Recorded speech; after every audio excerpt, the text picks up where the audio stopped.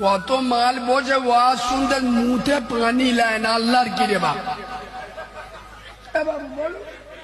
জলসা শুনতে আসতে দুই বন্ধু মোটর সাইকেলে ওই ফাঁকা জায়গাটায় খুব জোর পেয়েছে, বলে দাঁড়া দাঁড়া, দেখেছে পিছন দিয়ে লেবে চেনটা খুলে পাইপ বার করে স্ট্যান্ড মারতে পেঁচা পেরা হয়ে গেল।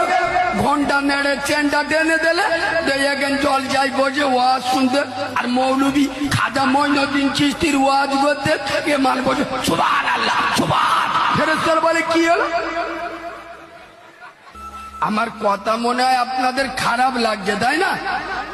এ বাবু, সত্যটা বলবো না, আজকের মুসলমানদের সেন্টিমেন্ট খুব, নামাজ পড়ে না চিটিং বাজের বাচ্চার খারাপ লাগে না, আর আমি মৌলবি যখন বলবো নামাজ না পড়লে জাহান্নামে যাবে, উনি মুখ চুপ বীর হুনামানের মধ্যে শুয়ে যাবে।